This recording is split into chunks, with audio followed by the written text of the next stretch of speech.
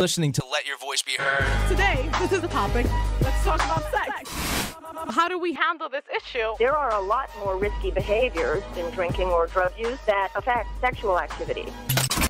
You might build a community if the police officers make more of an attempt to talk to people. They're going to be people who just don't like the cops. So when we have our guns, then, what's the solution? Do you welcome homosexuals in your church, Pastor? I'm never going to treat you differently. Never going to put you down. I'm going to say this to you, though. I'm not gay. They're not stripping or searching or frisking me. Let Your Voice Be Heard radio. Every Sunday from 11 a.m. to 1 p.m.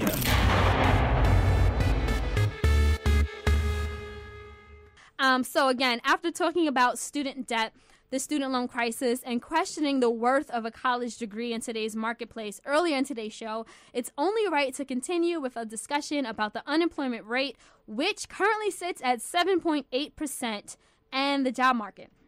So it was recently reported that the U.S. economy added 157,000 jobs in January, as the unemployment rate rose slightly to 7.9%. However, earlier this week, it was also reported that the economy shrank toward the end of last year. Now, some people looked at this as a gloomy foreshadowing of what could happen if an even bigger automatic reduction starts March 1st, and a sequester, which we'll get more into, if that is allowed to follow forward. So if Congress fails to reach an agreement to stop a sequester, say critics, the Defense Department would take a $500 billion hit. $700 billion would come out of other domestic discretionary programs. So again, we're going to get more into the economy, but let me just point out some criticisms. A lot of people are pointing out that the economy has barely grown throughout Obama's administration. There's an increase in poverty. More than 1 in 5 children now live in poverty in America, and about 2.7 million more children live with an unemployed parent during a typical month this year. Compared with 2007, there has been an increase of 71%. And also, let me just throw out another statistic out there. The unemployment among young adults ages 18 to 29 stands at about 10.9%, or 16% if you count the people who have stopped looking for work.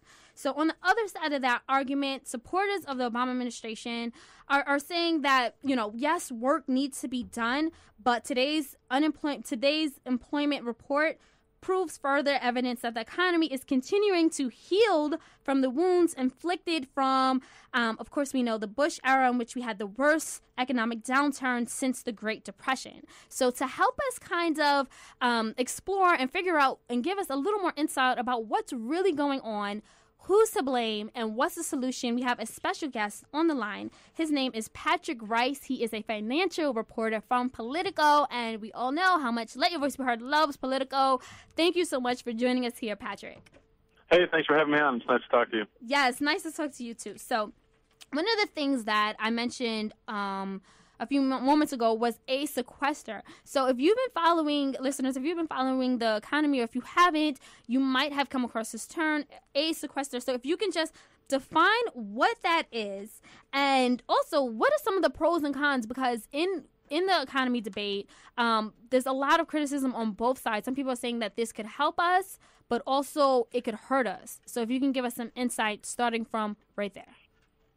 So the sequester is something that was set up in 2011, and the idea was it was to sort of push both Republicans and Democrats towards compromising on a plan to cut spending.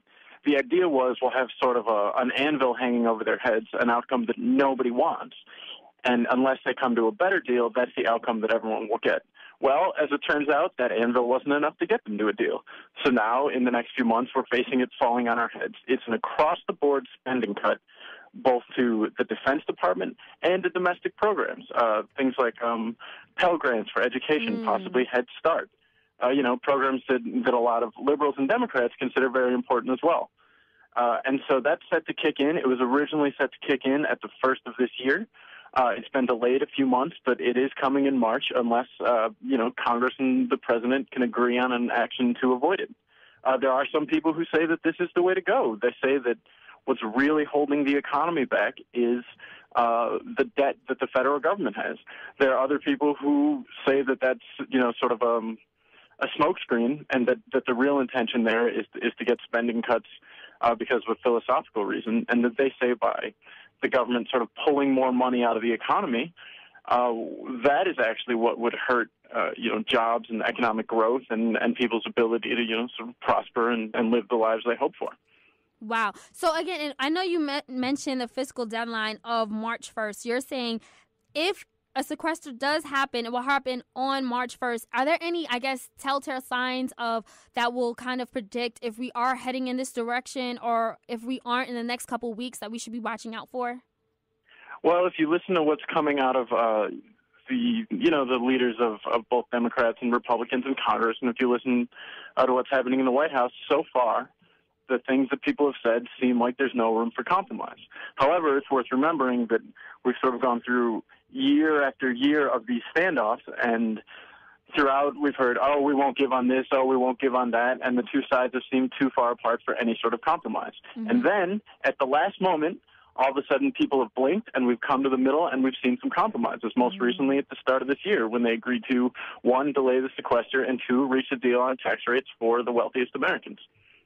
Got it. So, guys, if you're just tuning in, this is Let Your Voice Be Heard. We're speaking about the economy right now. We have on the line Patrick Reis. He is a financial reporter at POLITICO. If you have any questions about the economy, we're also going to get into also, I don't want to say like the blame game, because we hear a lot on from Republicans or conservatives saying that Obama's not doing enough. He's not talking about the economy enough. He didn't talk about it enough during his inaugural speech. And, so there's a lot of back and forth. There's a lot of politics being played here, but we want to get straight to the facts. So, again, you can call us up at 212-650-6903. Hi, Stelly on the phone right now, and I want to jump in. You're on the phone? Yes, I am not on the phone. I'm on the microphone, actually. Yes, darn it. So I have a question in regards to this everlasting negotiation process that we go through, where both parties play a game of chicken, where they're both racing towards each other, and both sides are saying, I'm not going to move, I'm not going to move. And there's this inevitable crash. And at the very last minute, they always just make one little small shift. And maybe they don't crash, but we're still in a pretty messed up situation. So this always happens. What's going to be the difference now? We may not have these huge cuts, but what's going to be the difference? Are they going to do something that actually helps? Is there going to be any real tangible solution this time, or is it going to be just like all the other times where they just kind of make a small adjustment and we don't crash head on, but everyone else is pretty still hurt? Well, the people who believe that we're about to sort of reach a big deal and a grand bargain, what they point to for reasons of hope is that we're no longer in an election season. It's been decided who's going to be in the White House for the next 4 years.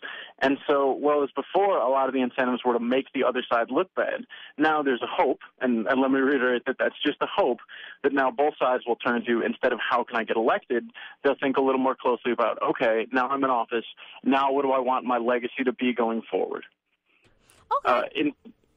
Go ahead. Oh, I'm sorry, Patrick. I didn't mean to cut you off there. Oh, no worries.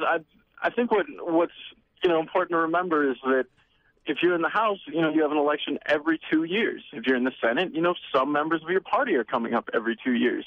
So sort of the idea that everyone's going to sort of take a deep breath and, take all the politics out of this and just focus on policy, I think that might be overly optimistic.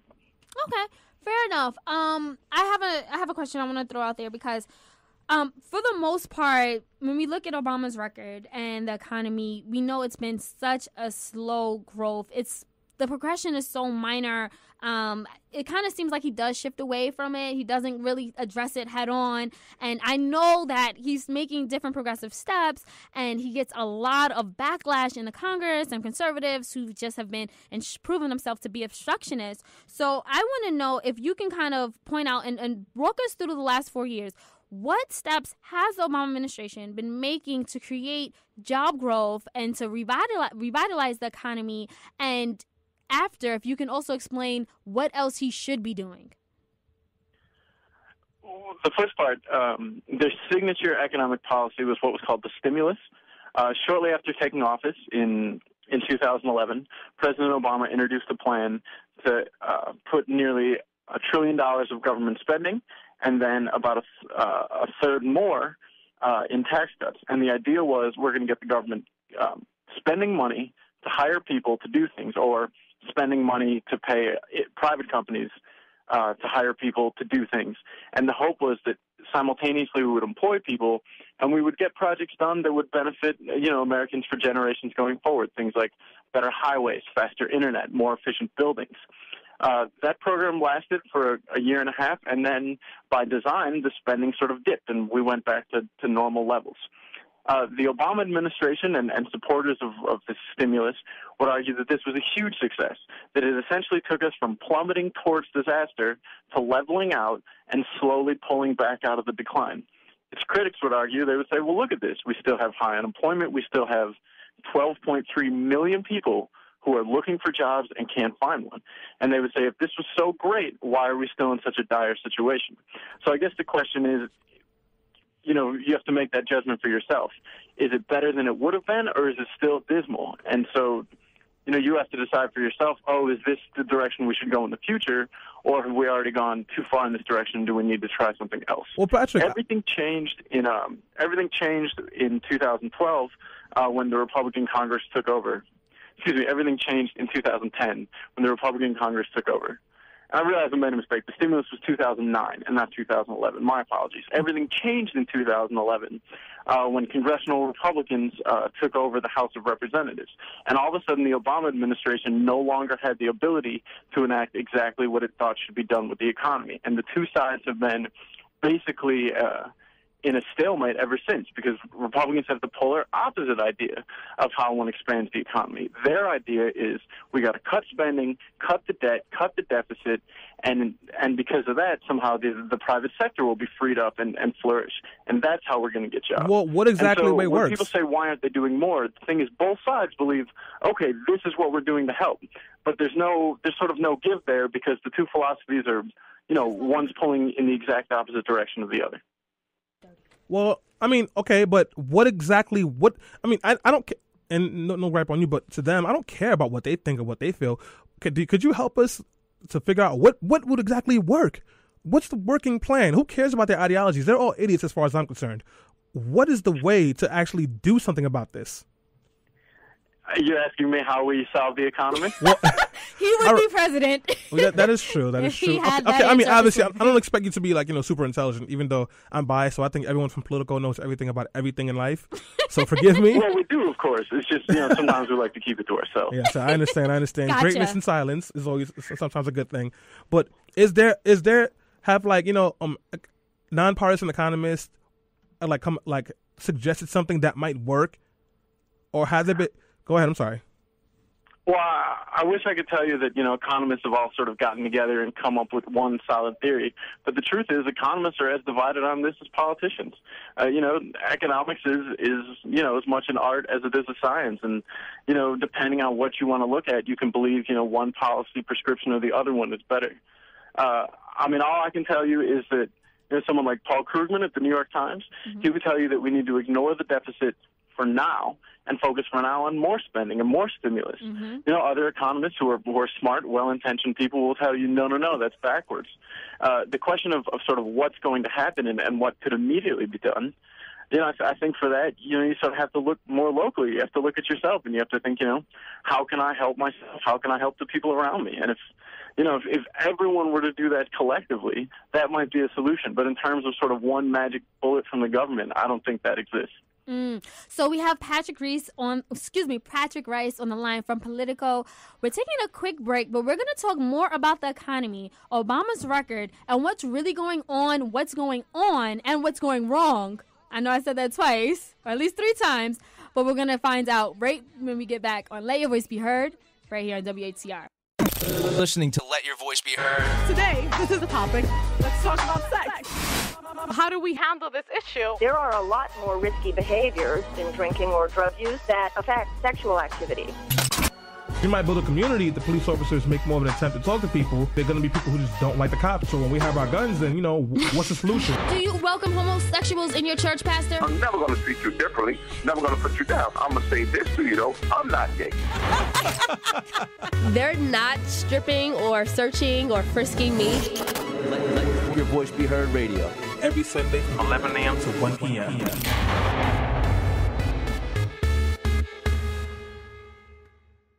We are back. This is Let Your Voice Be Heard on WHCR 90.3 FM, the voice of Harlem. We have on the line with us Patrick Rice from Politico. We're speaking about the economy. And right before you went to break, Patrick, you said something something that really caught my attention. I like how you laid out both sides of the argument about revitalizing the economy, what Democrats and liberals say as opposed to conservatives and Republicans. And we all know that for the most part, Democrats, they've been, and people who believe in the progressive movement, they're saying that we cannot cut entitlements, we cannot cut spending at a time when people and the most vulnerable people in our economy and in our society are feeling and hit the worst. And I mean, and I'm kind of cited to that because, you know, the stock market is doing great right now. I understand that we just passed the Bush era tax cuts again. And for the most part, the people at the top percent will be paying more in taxes. Yeah, they would. Yeah. I was going to say we didn't pass them technically because taxes have been raised in the top 1%. Yes. So for the most people, for the majority of Americans, they see the tax cut.